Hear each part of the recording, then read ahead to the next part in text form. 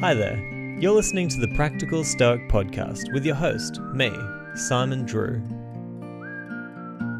If you'd like to listen to over 200 episodes that were recorded before 2020, then you can head to my Patreon site. It's patreon.com/Simon J.E. Drew. We'd love to have you there, and any support is greatly appreciated. We'd love to also have you on our Facebook community, the Practical Stoic Mastermind. But for now, enjoy the show. Hi there, my name's Simon Drew, and welcome to the Practical Stoic podcast. Now, before I jump into telling you about our guest today, I just want to mention that next week we do have Michael Tremblay and also Sharon LaBelle coming on Practical Stoic Live. So if you're already a Patreon supporter of the Courage tier, then you can jump on there live with us and watch the interview and then ask questions as well. And if you're not already on there, then just head to patreon.com/Simon J.E. Drew, and you will get the links to where you can actually sign up and come and watch that interview. So they're going to be fascinating conversations. With Michael, I'm going to be talking about the life and teachings of Epictetus, so you can get some great questions prepared for that one. And then with Sharon LaBelle, we're going to be discussing Stoicism and Buddhism and the similarities and differences. So it's going to be really fascinating conversations, and I'd love to see you there. But for now, I want to tell you a little bit about our guest today, Chrystie Watson. So Christie, a fellow Australian, I was really glad to have her on the show. And man, we had such an interesting discussion about Stoicism and leadership in the workplace and in modern companies. So this is a great conversation for you guys who are in the workforce right now and are looking for ways to implement more Stoicism in your own workplace. So I'll tell you a little bit about Christie and then we'll jump straight into the interview. So Chrystie Watson is the founder of Learn Leadership and founder and director of Learn Global. Christie worked in leadership roles within the higher education sector for 12 years. Having held board directorships and national network chair positions, Christie has extensive experience in the area of leadership and professional development, applying her experience with client organizations and with individuals to develop leadership capabilities. So Christie's formal qualifications include MBA, Graduate Certificate of Research Methods, Bachelor of Commerce in Accounting, Bachelor of Marine Science, Graduate of the Australian Institute of Company Directors course, and is currently undertaking her PhD in the area of leadership development. So heaps of wisdom to get out of Christie here for this interview, and I'm sure that you guys are going to get a lot out of it. And before we jump in, I want to make sure that you know you can go to the show notes and you can get links to where you can find all of Christie's stuff online. And also she's doing a really great survey at the moment where you can actually go on there and give her some information about how you have used Stoicism in your own workplace or in your own leadership abilities. So jump on that survey. It'd be really helpful for her. And I'm sure that would show her how much you appreciate her coming on the show. So without any further ado, I present to you my guest, Chrystie Watson. All right. So we're here with Chrystie Watson. Now, Chrystie, I'm looking forward to having a good conversation with you. You know, you reached out a few weeks ago and kind of said that you're doing a thesis at the moment around Stoicism in the workforce, and I want to give everybody an opportunity to get to know you a little bit more. So if you want to just tell us a little bit more about who you are, what you're up to right now, and then we can jump into an interesting discussion. Yeah, absolutely. Well, thank you so much for having me and for suggesting that we do a podcast. I think it's Of fantastic course. to And reach just out to before you start people. as well, Yeah. second official Australian or half Australian on our podcast as well, which is exciting. Yeah. Well, we're definitely bridging all the global areas, aren't we? We've got well, I've got Definitely. Australian Canadian, so we'll branch off across the Pacific as well. Yeah. Yeah. Awesome. Well, I'll let Uh, you, tell us a little bit more about yourself.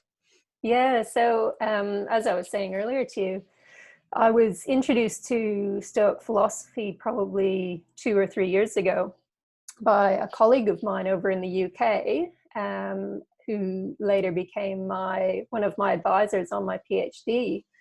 And as soon as I started reading about the principles, they really resonated with me in the workplace that I was working in at the time. And so I found that the principles were really useful for me in providing leadership to my teams, and also working through some of the challenges that I was facing.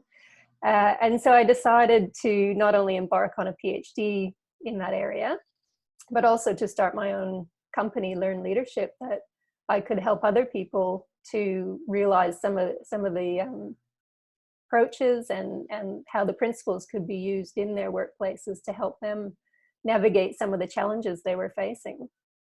Yeah, cool. I love it.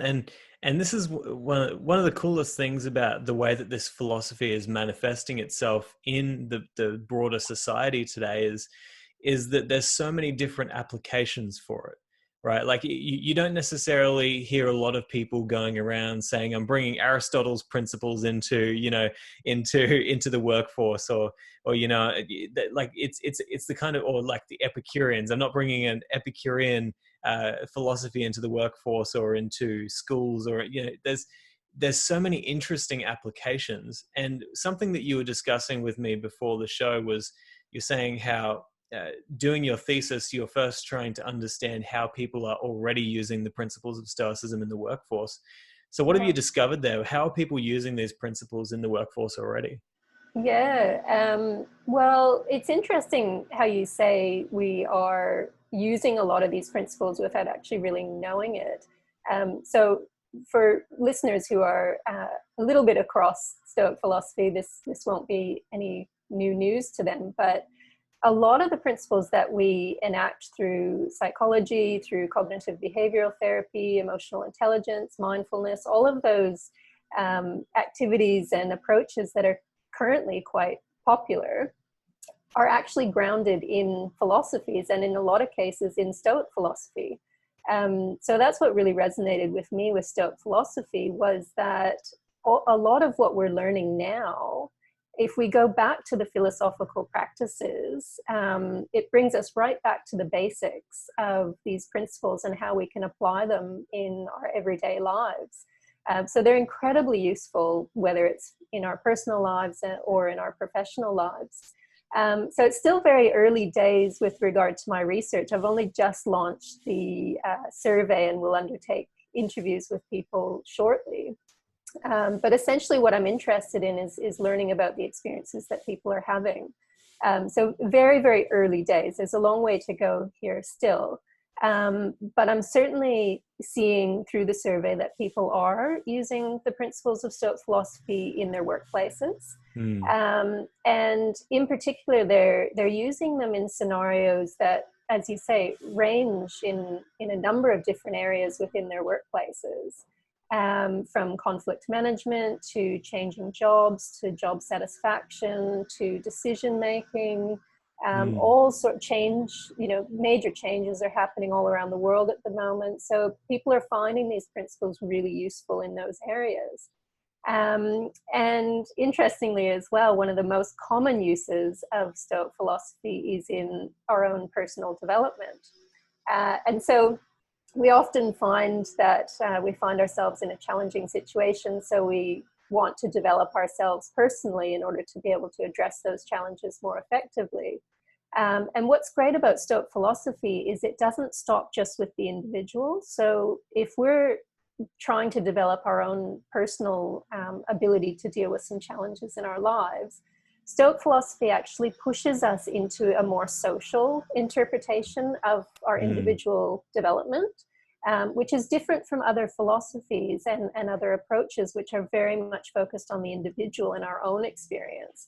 Stoic philosophy is by its nature a practice of society. So how do we interact with society? How do we make decisions that are not only in our best interest, but that are for the greater good and contribute to society in a positive way?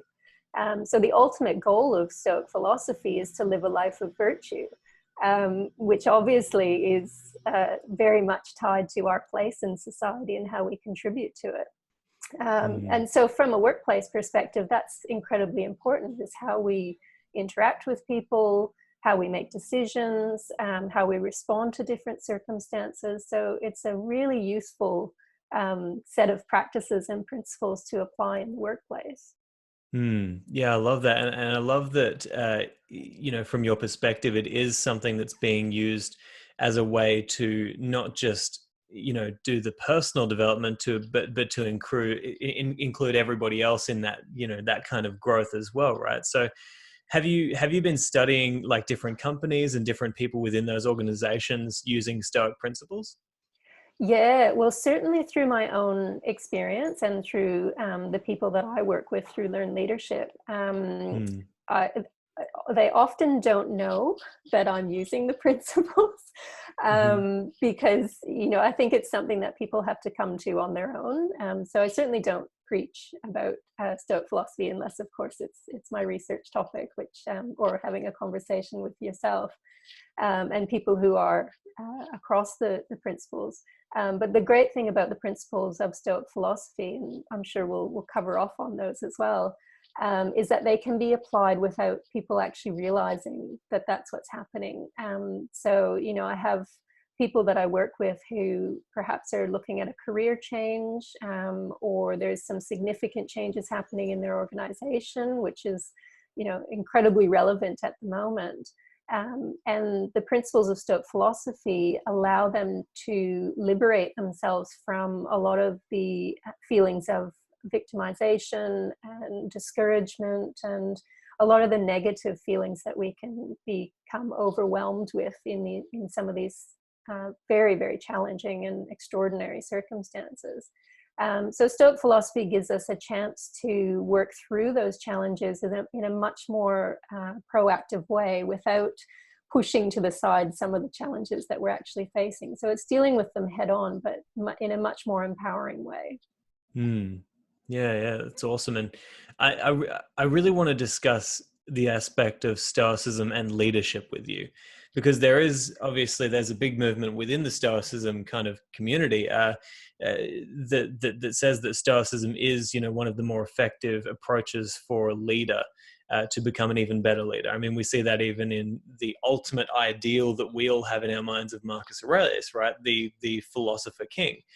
Somebody who is a philosopher and a human first, and then whatever comes after that.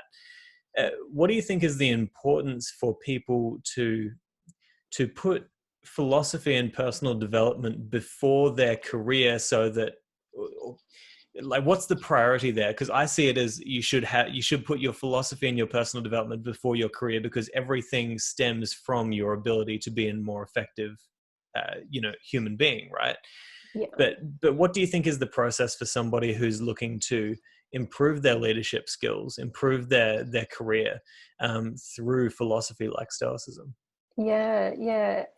Well, firstly, I would say that there tends to be a misconception around Stoic philosophy. So when we hear the term or the phrase, they're very Stoic, um, Mm. it invokes a perception that somebody lacks emotion, Mm-hmm. or is uncaring, or closed off or cold. And so that misinterpretation from a leadership perspective can be quite damaging, particularly in our organizations today, where emotional intelligence and interaction and collegiality are much more prevalent and expected within our organizations and from people enacting leadership. So the misconception is that it's cold and closed off and it's a matter of suppressing our emotions. It's actually the opposite of that. And so I think it's important for people to understand, particularly when they're looking at it from a workplace perspective, it's not about closing off our emotions or suppressing our emotions.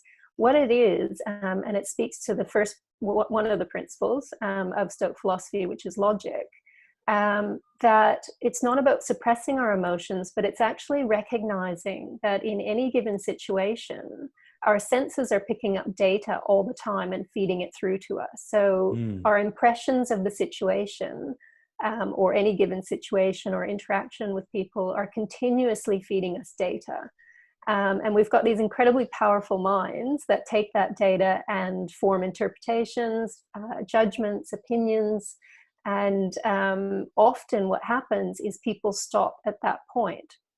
So they trust their judgments, they trust their opinions, and they head off and make decisions or interact with people based on those opinions and judgments. The Stoics, and this is where the social aspect comes into place, the Stoics actually ask us to push ourselves beyond our judgments and opinions. So it's asking us to scrutinize our reasoning. And the reason for that is that our opinions and our judgments are based on our past experiences, obviously, which is a positive thing. We need those experiences. But they can prevent us from understanding the fullness of the situation. And they can cause us to misinterpret the situation. So if we were to interpret Stoic philosophy from the misconception that it's very unemotive, then we would actually be blocking the principle of logic, which is to actually accept that we do have an emotional response to situations. And it's not about suppressing that, it's acknowledging that, it's understanding where our opinions and judgments are coming from based on past experiences, and then pushing ourselves mentally beyond that point so that we can gain a better understanding of what's actually happening in the situation. So it could be talking to the person that you're interacting with. It could be talking to your team. It could be reassessing the decisions that you're making, or just exploring, as I'm doing in my PhD right now, is just explore what's actually happening in that situation. And so logic and Stoic philosophy is pushing us beyond our initial judgments and opinions. And then one of the other principles, so the three main principles of Stoic philosophy are logic, ethics, and physics. So we've talked about logic. Ethics is building a greater awareness of how our decisions and our actions affect other people. So in a leadership context, it's incredibly important. And you mentioned Marcus Aurelius. That was, that's the core of meditations, isn't it? That he's considering how his actions and how his behaviors and his decisions actually affect other people. And it's throughout all of his meditations are based on that thought process is, if I do this, or if I say that, or if I act this way, how is that going to affect the people around me? So from a leadership perspective, pushing ourselves to understand the situation more fully, and then considering and gaining a better awareness of how our decisions and actions and behaviors and thoughts affect other people is absolutely critical in today's society, and particularly as we go through these massive changes that we're all seeing. And so the third principle is physics, and this is probably one of the most challenging ones for people. And how do you bring physics into the workplace? What's the connection? Well, exactly. People think of physics in quite a different way than how it's interpreted in Stoic philosophy, even though they're both grounded in the same perception. So the Stoics saw physics as an acceptance and an acknowledgement of what is within our control and what is outside of our control. And the reason that this is so difficult in our organizations today is because we've been fed this dialogue that tells us leaders need to be in control, they need to be good negotiators, they need to influence people. They're constantly being asked to drive and take responsibility and enact certain forms of leadership that are maybe perceived as less effective or becoming less effective in our society today. And so it's very difficult for people to step back from that and take a Stoic perspective of it, whereby the Stoics saw, and in my view quite rightly, that the only thing we are actually in control of is our own actions, behaviors, beliefs, thoughts. We're actually not in control of who we influence or how our decisions play out. In the only interaction we have with that is how we respond to those situations. So that's very difficult for people to get their heads around because they're expected to be in positions of power. But the people who recognize that are much more able to interact with people in a way that the decisions that are made are actually effective decisions and are actually for the common good or the best of the organization or the team or whatever the decision happens to be focused on. And so everything outside of ourselves is completely outside of our control. And the sooner we accept that and focus on our own actions and beliefs and how we're contributing to the situation, the better able we are to enact leadership within organizations. Hmm. Yeah, that's a really important point. The entire physics aspect and the understanding of you cannot control, ultimately you cannot control anything other than your own decisions. Because if you think about the people that you respect in leadership positions, they are the people who genuinely don't care what you think. They are just out there to make the best possible decision for everybody, right? And you can tell that. And you can also tell very clearly when you're dealing with somebody who is only interested in influencing you, and you don't want to be around that person, Yeah, if you're able to get out of that trap of being influenced by them, right? yeah, And so the key, what you're saying, is to become a leader who essentially understands that your first and foremost priority is that of making the most, I guess, the most reasonable and the most effective decisions that are going to be the best for everyone based on virtue, right? yeah, absolutely, absolutely. And you're right. We see a lot of behaviors that have actually been encouraged for many decades in Mm, organizations. You know, the corporate structures are set up in a way that the way that people can influence, if you like, or be perceived to be influencing within the organizations is a key indicator as to their progression up the corporate ladder. And so that's been a big focus for us for many, many years and decades in our organizations. What I think we're seeing now is a shift happening where hierarchies and bureaucracies are falling out of favor, if you like. mm, And people are less accepting of a lot of the behaviors that were once revered.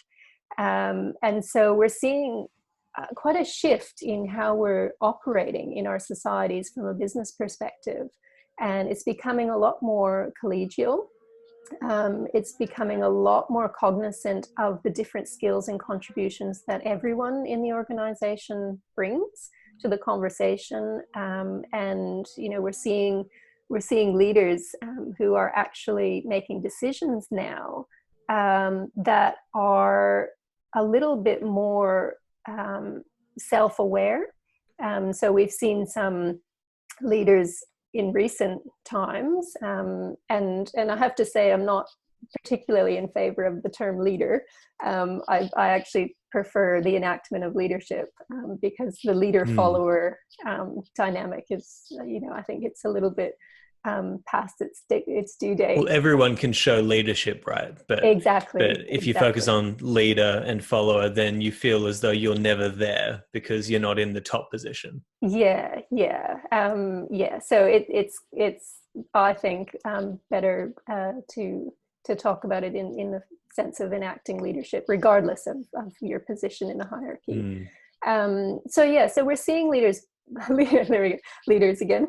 We're seeing leadership enacted in different ways now, where people in positions of authority within hierarchies are accepting fates similar to what they're expecting of their employees. Mm. And so certainly we're seeing in Australia and around the world at the moment where businesses are struggling like we've never seen before, and hopefully we'll never see again. But instead of having people within those authoritarian positions just handing down the bad news to the employees, a lot of them are taking personal hits, if you like, to their own circumstances as well. Whether or not it's going far enough remains to be seen, and it's up to anyone's personal assessment of that. But we're definitely seeing a shift, and a lot of organizations setting themselves up under different models than a hierarchy, for instance, with the recognition that we want people to bring their absolute best into the workplace. And we need to acknowledge that people need to be seen in that way and interacted with in that way. Mm. Yeah, this is an interesting discussion because it's very clear that companies are changing, right? That and they're trying to adapt to a new way of doing things. Like we're no longer in the industrial age, right? We're in the information age. People don't want to just specialize in one specific field for the rest of their life, and have one job for the rest of their life. They want to be constantly challenged. They want different avenues to go down, and and I'd like to know how you see companies progressing in the future based on what you see at the moment. And do you think that I'll phrase it like this. I've seen that it's helpful for people to, when they're going into a new position, to not just uh, put in front of them their skills that they have that are specific to that situation or that to that job, but to also present the skills, the activities that they do outside of work, the other skills that they have that don't necessarily relate specifically to that career path, because that means that they can draw connections from various disciplines, right? Do Yeah. you think that there will be a shift towards not necessarily encouraging people to do one thing for the rest of their life, but to draw connections between various disciplines, philosophies, personal development, hobbies, and their career? Yeah, absolutely, and we're already seeing it, perhaps on a smaller scale than hopefully we will as it Hmm. moves through our society. But I one of the things that I love to do is I'm a writer at heart.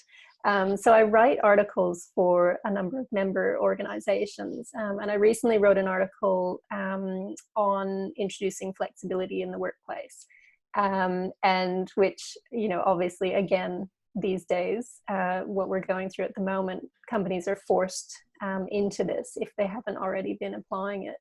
But I had a really interesting conversation with a businesswoman in Canada, who runs a clinic of naturopaths and acupuncturists and dietitians, and so a really interesting business model where it's not actually set up as a traditional company, if you like, but it's a lot of people contributing their expertise and their knowledge to one organization. Hmm. And so there's a number of different models for engaging those people, from contracts to some of them were actually employees, but others were subcontracted, and various arrangements. But the interesting thing that she talked about was that she doesn't focus necessarily on the skills and the techniques of the person when she's seeing whether or not they're a good fit for the company and the business that she's building. What she focuses on is their values and what perspectives and what approaches they would actually bring to the organization, and whether or not that aligns with what she's trying to create. So I think when we get down to what somebody is all about, we get a much better picture of whether or not they're the right person for the organization, or whether the organization is the right organization for them. Hmm. And so whilst we can focus on technical skills, obviously we need people to know what they're doing.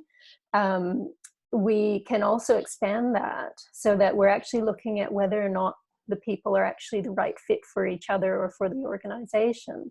And so we start to develop a much more culturally aware approach to building organizations. And the leadership then emerges through the organization, because we're not as focused on positions, if you like, or hierarchies or bureaucratic systems, to engage people with what we're trying to create.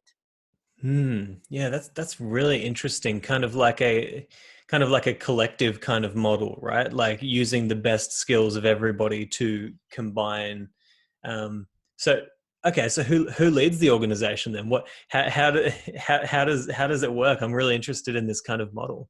Yeah, yeah. Well, I love this kind of model, and this is how I love to work with other organizations as well. Is that everyone brings their perspectives, their knowledge, their expertise to the table, basically. But we're not employees or employers of each other. And so ultimately, in the example that I gave, she is the director of that company, but the way that the company is run, the way that the business is run, is, if you like, the hierarchy is almost flat. Hmm. And so everyone has a contribution to make. She makes the expectations of what she's creating very clear from the outset. So people entering into that environment are completely clear on what they're getting into, what their contribution needs to be. And it just forms a much more authentic approach, I think. Mm. And I suppose it's a bit of a response as well to a lot of the challenges that I see in my line of work, where people develop the technical skills. So they might be an accountant, a nurse, a teacher, whatever, an engineer, whatever their technical expertise might be. And they're really good at their job, so they get promoted.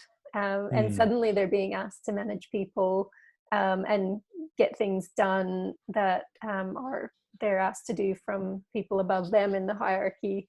And they really struggle. They find it incredibly difficult because there's this misconception that if you're good at your trade or you're technically competent, then surely you can enact leadership effectively. And it's often not the case. Leadership is a Mm. really challenging area that takes many, many years to evolve and to practice. And so if we bring that back to Stoic philosophy, another great thing besides the social element to Stoic philosophy is that it's a practice. So it's the practice of Stoicism. There's no expectation that you need to be perfect from the beginning.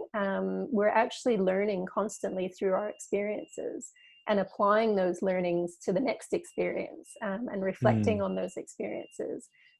So from a leadership perspective, it's incredibly powerful to be able to take these practices and continuously learn from them and sort of relieve ourselves a little bit of that expectation that we have to be perfectly stepping in to these leadership expectations where we haven't actually had the practice. Mm. So yeah. Yeah, and I think that really aligns with what the Stoics talk about when they say aligning with your nature as well. It also means align with your personal nature, right? And so you make such a good point there that just because you're good at your job doesn't mean that you're going to step into a leadership position perfectly.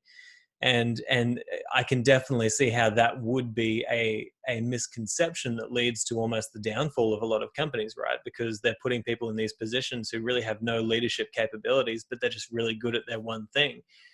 And what do you think the importance is of people when they're getting into any position in a career to really question deeply what their personal nature is and the value that they can bring to the company, or for the Absolutely. individual and for the people hiring as well?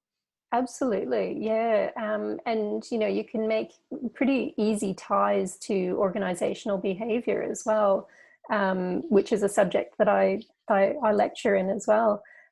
So from an organizational behavior perspective, um, we can look at the personalities, and there's a lot of tests and things. I'm not a huge fan of personality tests because I think they're a little bit limiting at times. Mm-hmm. I believe that we're constantly evolving and practicing through our experiences.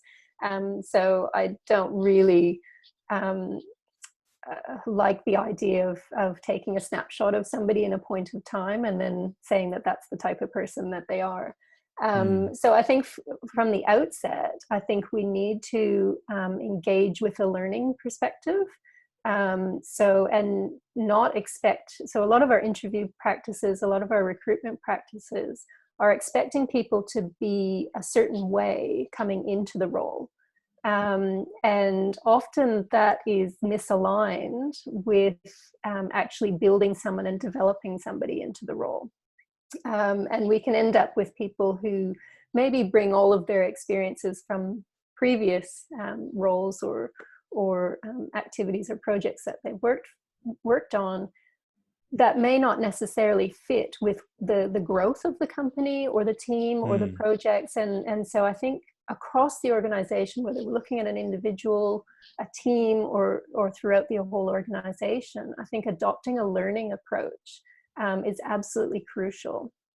And so when we're looking at different people's personalities and assessing whether or not they feel that they're the right fit to undertake leadership responsibilities, again, we have tended to look at people in this completely binary scale of extroverted and introverted.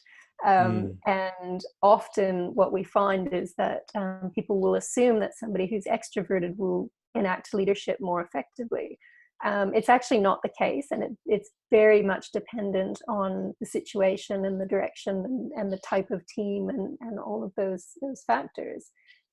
So I think we just have to be careful not to pigeonhole people and make assumptions of ourselves that maybe we won't be the right person for that job because of a certain personality trait or preference that we have or that we perceive in others. We really have to take a learning approach to these things and an experiential approach to these things, because ultimately we don't know. We're really just making assumptions, and it could end up being not the right decision, and that's okay. Or it could end up being fantastic, and because of the approach and the mindset that we had from the outset.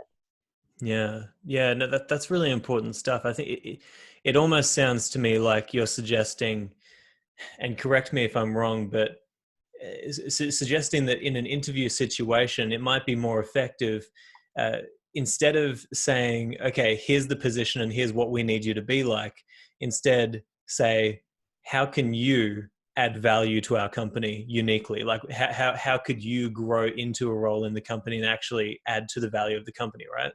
Yeah, partly that, and partly I had a conversation you just reminded me of with an organization that's looking for a new CEO just last week, and I asked them where they saw the expectations of the position and what they were looking for, and their response was fantastic. They said, actually, we don't want to restrict it. We actually want to interview people and see what they might bring to our organization that we hadn't thought of. So we actually want to get the ideas of people out there who are not confined to the organizational culture at the moment.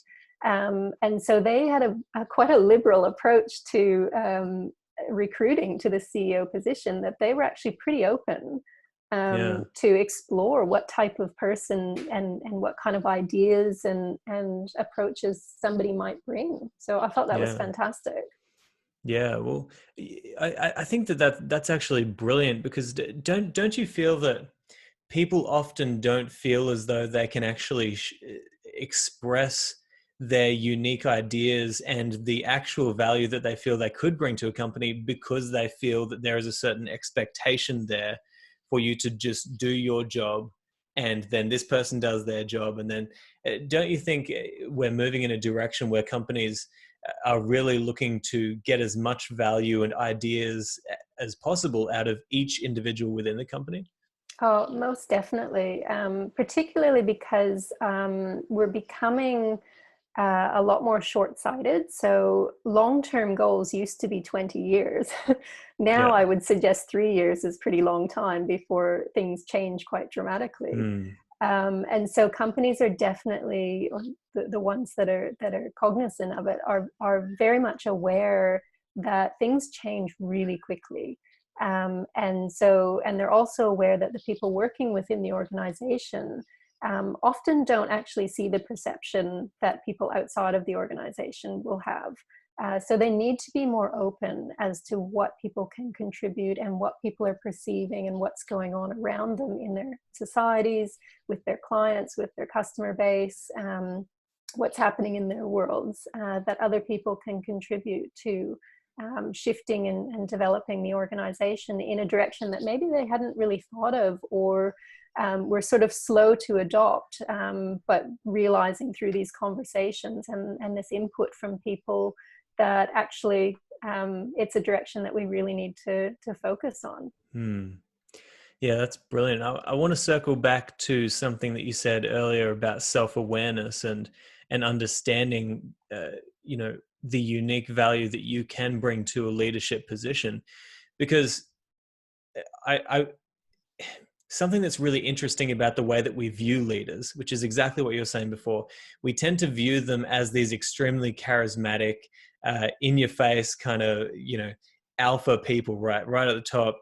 And that's just not necessarily how it is, right? Like we see them on Facebook. So you see classic leaders. You might see people like Gary Vaynerchuk, who's just every day on social media, talking about his company, talking about social media.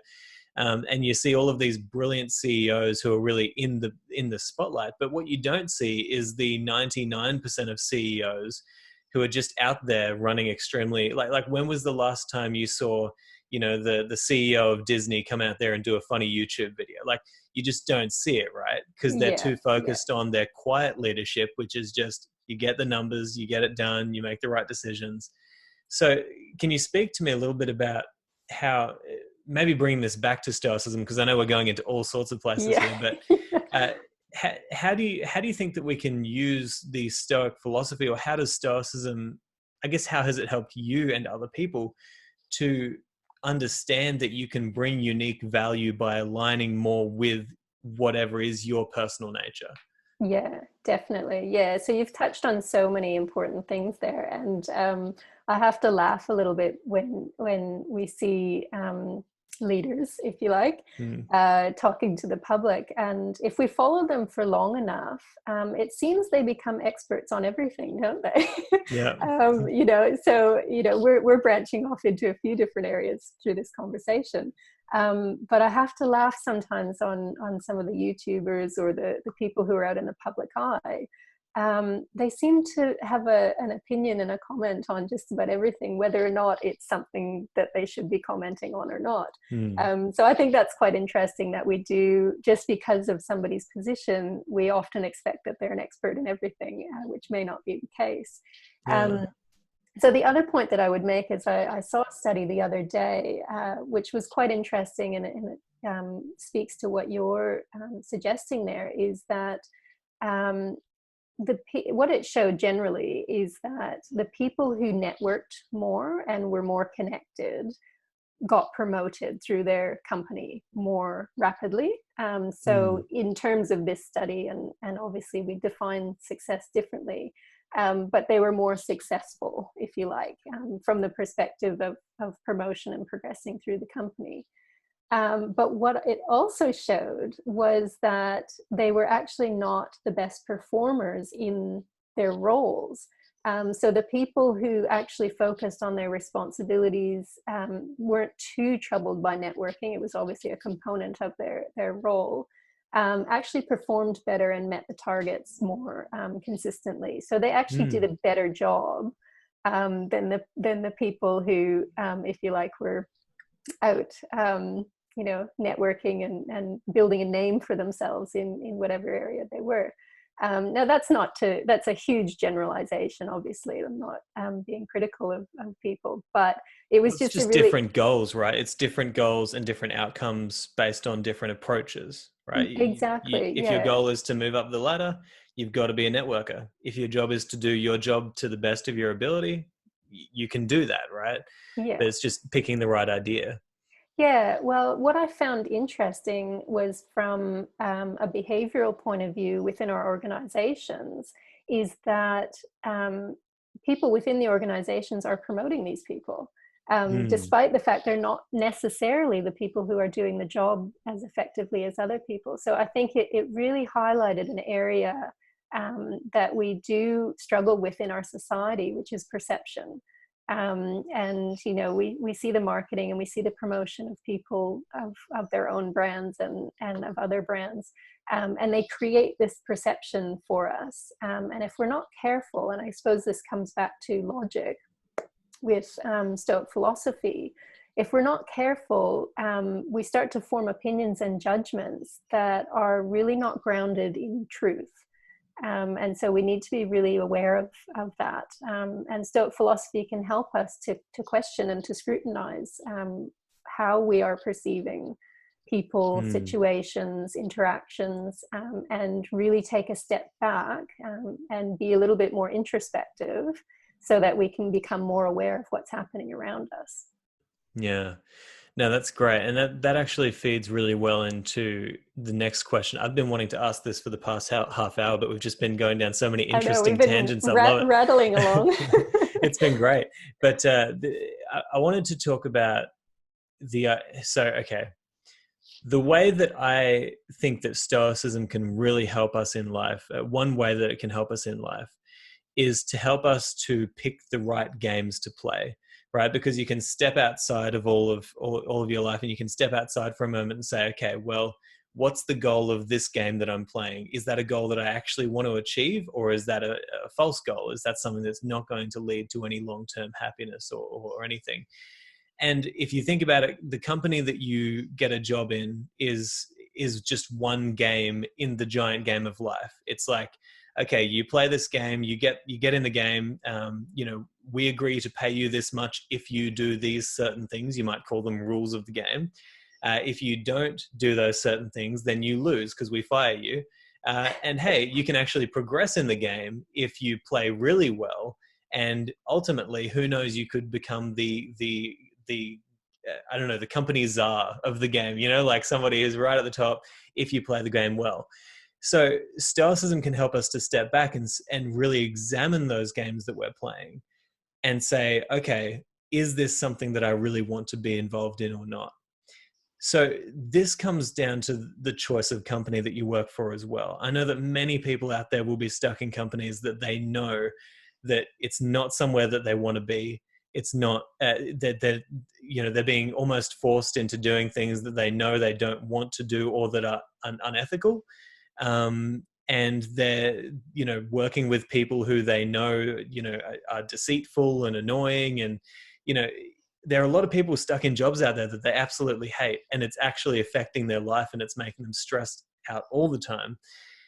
And I wouldn't actually say to those people, well, you should use Stoicism to just accept your lot in life and just keep on going and just you can control your mindset. I would say you should focus on getting other options, right? You should focus on getting your CV together. You should focus on doing more interviews in companies that you would like to work at, because you can control that.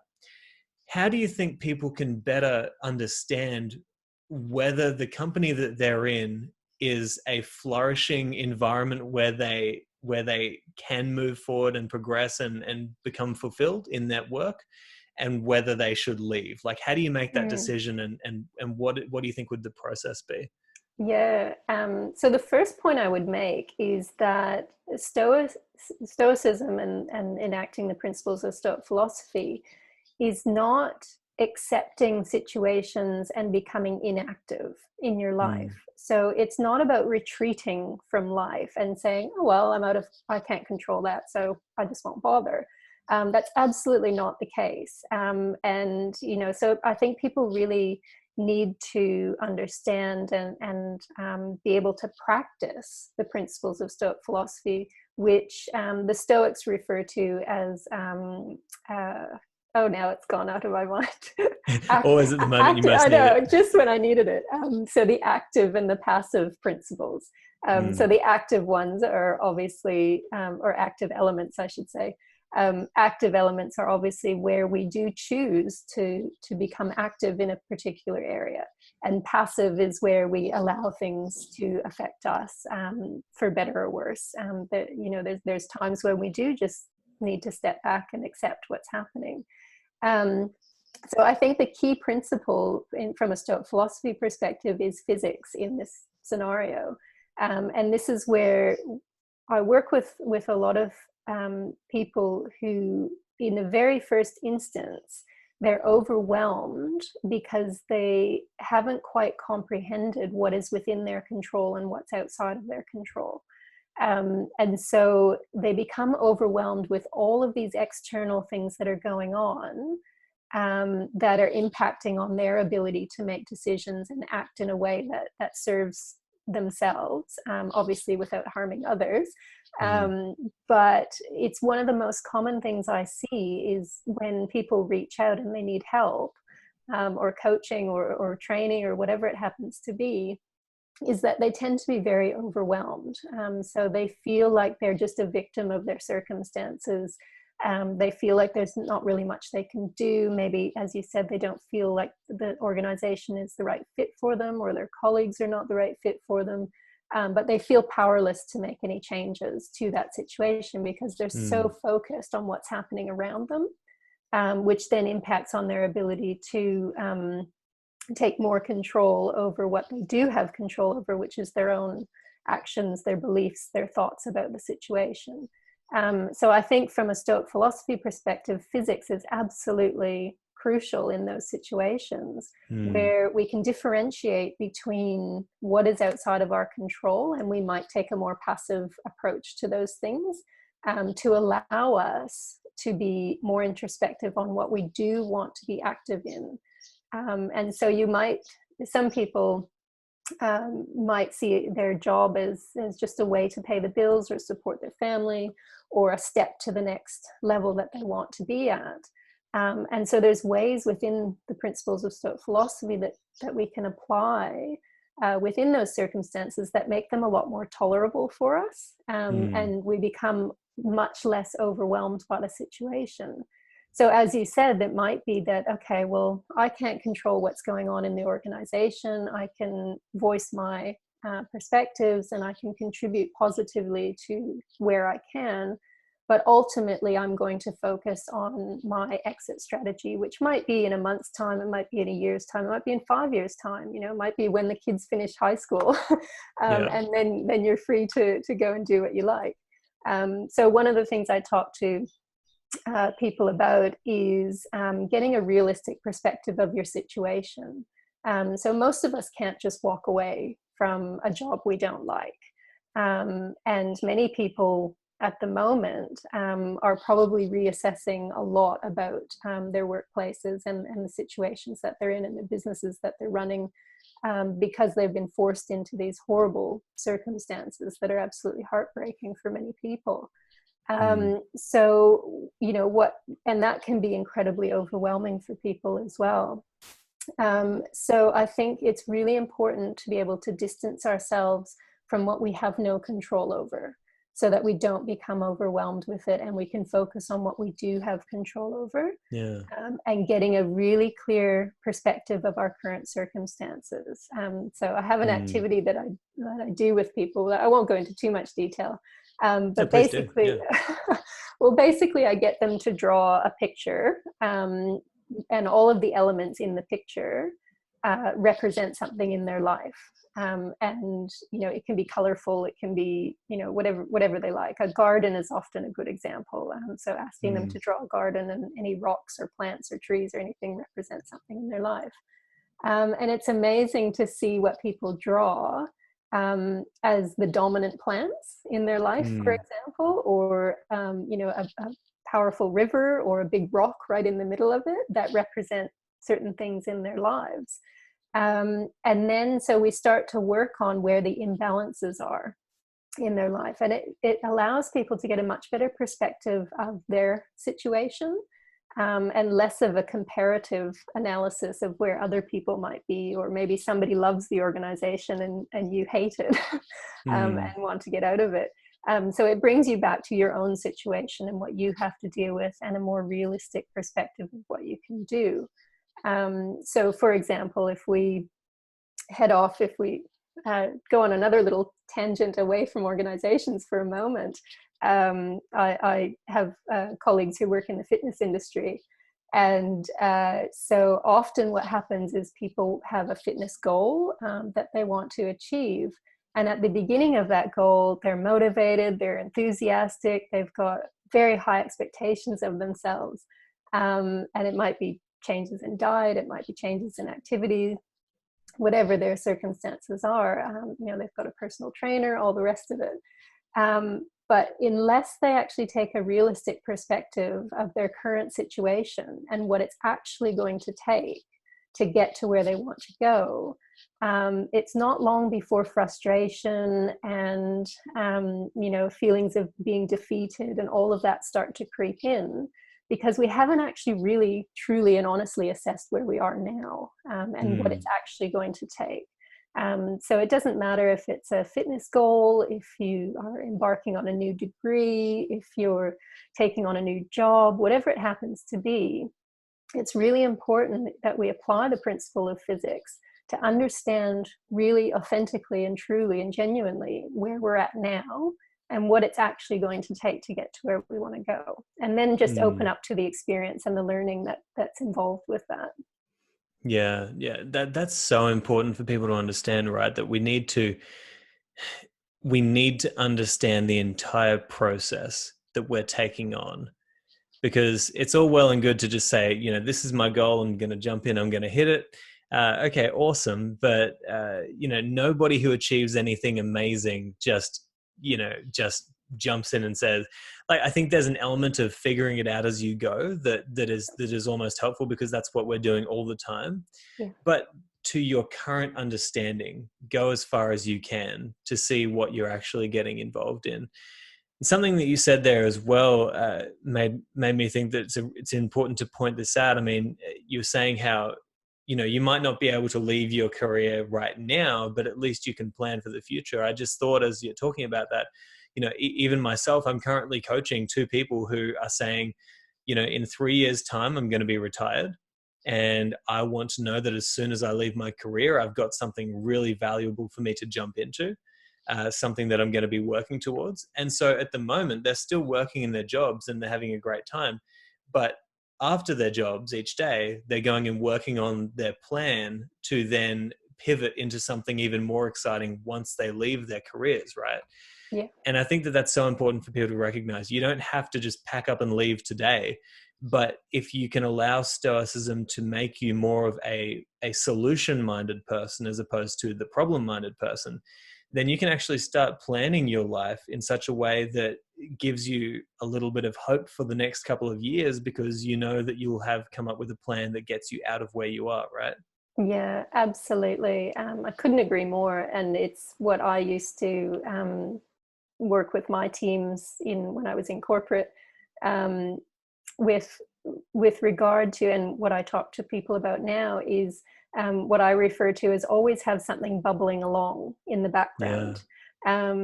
So, and what that does is, again, it gives us a focal point that is not determined by what's happening outside of our situation, or what we are in control of. So, staying with the principle of physics, if we've got something that we're focused on, and it's long term, it's short term, it's whatever we want to be building and learning on, then it distracts us away from some of the things that maybe would take our energy, for no real reason, because we don't have control over it anyway. So it's something that I've always done. I've always had something bubbling along in the background. Not always things that people know about. Sometimes I'll just, last year I made a goal for myself to write a novel, and I did, and I didn't tell anyone about it until some publishers were interested in it, and then I said, oh, by the way, I wrote a novel last year. And so it doesn't have to be something that we advertise or that we share. It can be something quite personal that we just want to achieve for ourselves. And we just keep it bubbling away in the background, and it gives us a focal point to put our energy, that's much more active, and helps to keep some of those overwhelming feelings at bay. Yeah, and I actually find that sometimes saying nothing is the best approach, right? It's the best approach, because it's a purely intrinsic value that you're moving towards. It's not so that other people will like it. It's not so that other people will see it. It's simply because you have to do it. Yeah. And I want to give you an opportunity as well to tell us more about, what you're studying at the moment, and how we can get people involved. Yeah, absolutely. So, as we started the conversation about, so I'm currently doing my PhD, looking at exploring how people are applying the principles of Stoic philosophy in their workplaces. And the first stage of collecting data, so I just this week actually officially hit the halfway mark. So I'm at my mid-candidature, Congratulations. which is, there's times that I think I have no idea how that happened. But again, it's just having something bubbling away that you're working on, and suddenly you're there. And so the first stage of my data collection is a survey, where it's pretty straightforward. It's just asking people whether they're applying the principles in the workplace and in other areas, what their experiences are, and what sorts of situations they're applying the principles to. So whether it's conflict management or decision making or change management, job changes, those types of things. And then what kind of challenges and benefits they're realizing as well. So there's a link to the survey that hopefully we can post again. Yep. And at the end of the survey, people are given the option to undertake an interview with me as well, so that I can get a better understanding of the experiences that they've actually had. So that gives me a little bit more depth of understanding of what people are experiencing in real life, rather than just in the survey.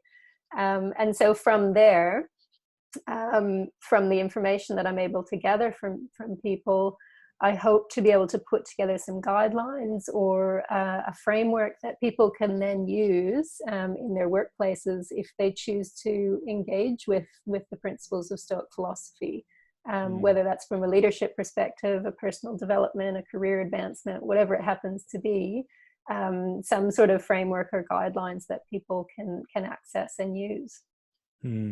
Yeah, I love that. I think that's really important work. And I think anything that can help us to, help people to feel more fulfilled in their careers is valuable work, because, it's so much of our life. So much of your life is spent at work. So you might as well make sure that you're enjoying it and that you're doing it effectively, and it's leading to meaningful work. So yeah, Christie, I want to thank you for what you're doing, and I thank you for coming on the show today. And look, we'll have you back many more times in the future. Oh, thank you so much for having me. I've had a great time chatting and going off on different tangents. Absolutely. We'll have you back, and we'll continue our discussions and our tangents many more times. Wonderful. Thank you so much. All right. Okay, so there you have it, my interview with Christie Watson. Now, I had such a good time talking to her. We're going to have her back many more times. And seriously, make sure you head to the links, take the survey that she's got going there. That would be so helpful to help her to find out how you're using Stoicism within your own leadership and your own workplace. So without any further ado, I'm hoping you guys enjoyed that episode, and I'll talk to you next time. But until then, I hope that this episode has helped you on your rise to the good life. Ciao. Thank you so much for listening to this episode of the Practical Stoic Podcast. If you'd like to stay up to date with the Practical Stoic community and everything to do with this podcast, then just go to my website, simonjedrew.com, and subscribe to the Practical Stoic Weekly, a newsletter that I send out every week with updates and all sorts of great Stoic insights. You can also find me everywhere online by searching Simon J. E. Drew. See you next time.